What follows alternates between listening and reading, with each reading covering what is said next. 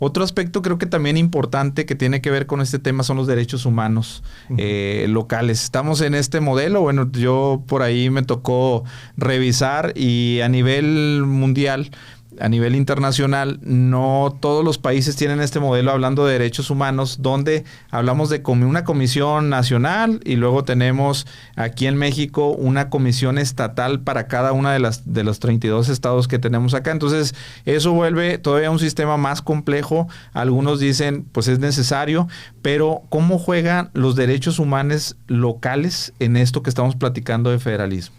Muy interesante. El tema primero de las comisiones nacionales y estatales, quisiera abordarlo un poco, porque al final del día la Constitución Federal no solo se ocupa de decir que haya un organismo nacional que proteja los derechos humanos. En el artículo 102, apartado B de la Constitución, si mal no recuerdo, apartado B, ya les debo el dato,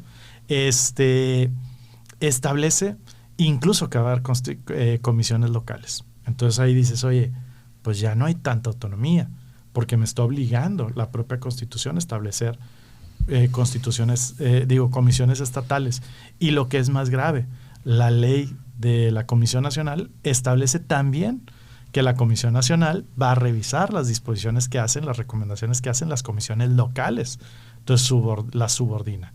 Y en el tema sustantivo de los derechos humanos, me parece a mí que el establecimiento de nuevos derechos es una forma de reivindicar la autonomía de los estados. El que las constituciones, Ciudad de México, Nuevo León, reconozcan nuevos derechos, permite a los estados decir, esto lo puedo hacer yo, puedo desarrollar este derecho humano en mayor medida, puedo involucrar otros derechos. ¿Para qué?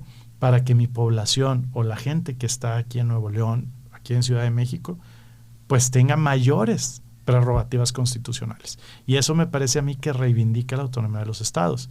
Pero nos enfrentamos a otra problemática. Primero, los recursos. ¿Cómo voy a desarrollar yo esos derechos humanos? Cuando económicamente dependemos mucho de las autoridades federales, de la distribución que hace la federación y que es un mecanismo de centralización del poder. Entonces, primero ese aspecto. Y segundo aspecto, ya los garanticé o los establecí, los reconocí. ¿Qué pasa con el juicio de amparo? Y ahí retomamos el juicio de amparo. Claro. El juicio de amparo, las autoridades federales, ¿qué es lo que hacen?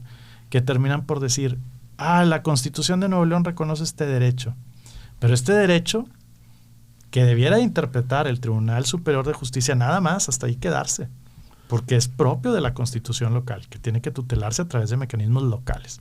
Las autoridades federales del Poder Judicial de la Federación dicen, oye, este derecho local pues como que se parece a tal derecho de la federación. Entonces hacen megaderechos federales que hablan de todo lo que se le puede ocurrir a los estados y dicen, pues no es otra cosa que este derecho y por lo tanto voy a interpretarlo, el derecho que está previsto en la Constitución Federal, con alcance o en una vertiente hacia lo que dice la Constitución local.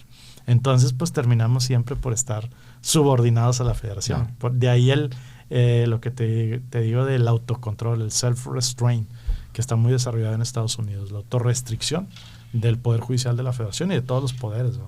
Pues ahí están esas reflexiones que nos está dando el doctor Alonso Cavazos. Fíjate, otra reflexión, pero más a nivel estudiantil. Cuando yo estaba en la secundaria, yo estaba en una secundaria federal. Entonces se llama Federico Berrueto Ramón.